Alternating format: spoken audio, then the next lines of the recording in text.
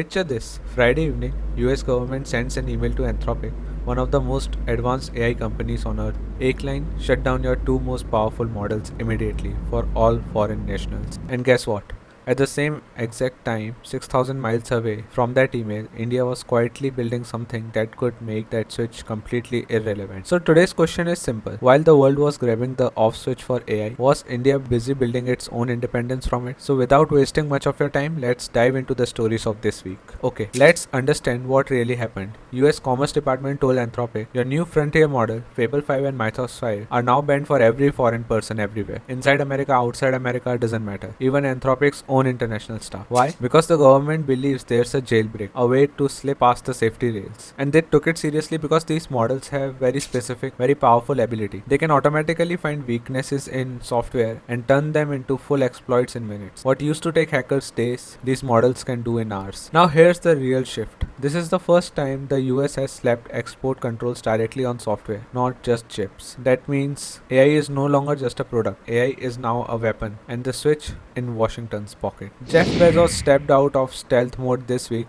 New company, Prometheus. Funding 12 billion, valuation 41 billion. They're not making chatbots. Their dream is an artificial general engineer, an AI that can design an entire jet engine, a skyscraper, or a spacecraft end to end. And Bezos made a bold claim. He says this won't kill jobs. It'll create so many massive projects that we'll actually face a shortage of skilled workers. Is that the truth or just billionaire marketing? You tell me in the comments. And the money didn't stop there. OpenAI and Anthropic both have filed confidentially for IPO, meaning public stock market listing. OpenAI is targeting $730 to $850 billion valuation. Anthropic $965 billion valuation, nearly $1 trillion. वो companies जिन्होंने publicly अपने profit margins ही नहीं बताए. And here's the twist most people skip. The United Nations dropped a report this week. It's frankly a little scary. By 2030, AI data centers will consume 945 terawatt hours of electricity, triple the power used by 650 million people combined, and water as much as the basic needs of 1.3 billion people. On top of that, 2.5 million tons of toxic e-waste every year. Over 90% of the world's specialized AI compute sits in just two countries, the US and China. The other 150 plus nations, they get almost none of the upside, but they sure get the e-waste, water shortage and pollution. Maybe that's why Google quietly made a different bet this week. Their new model, Diffusion Gemma, generates text 4 times faster and runs directly on your gaming laptop. No cloud needed. Even big tech is hinting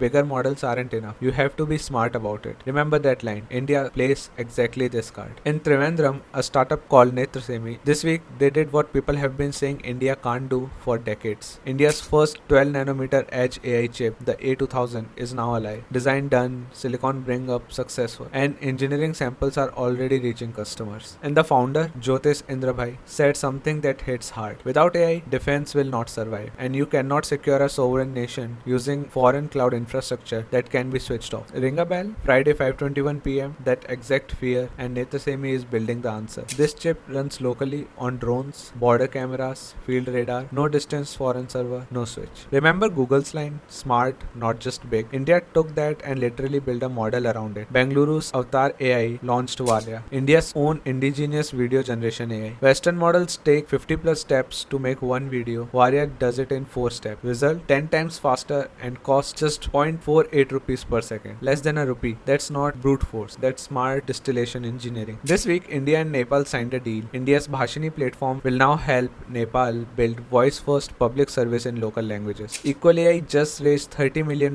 Their app intercepts spam and scam calls, talks to the spammer in their own language, and shows you live transcript while you stay silent. Works with 10 plus Indian languages, handles English code mixing smoothly. Every Indian with a phone will relate. Then VRise raised funding to push AI-powered banking and insurance into Tier 2 and Tier 3 cities. Rural Bharat served by AI. And while the world was busy treating AI as a tool of power, India's Supreme Court drew a clear line. Draft rules say AI will not act as a judge. No risk scoring, no prediction bail, no bias on caste, religion, gender. AI can assist, but the decision stays human. Full accountability. Let's land with hard figures. In Q1 2026 alone, Indian AI startups raised $1.48 billion.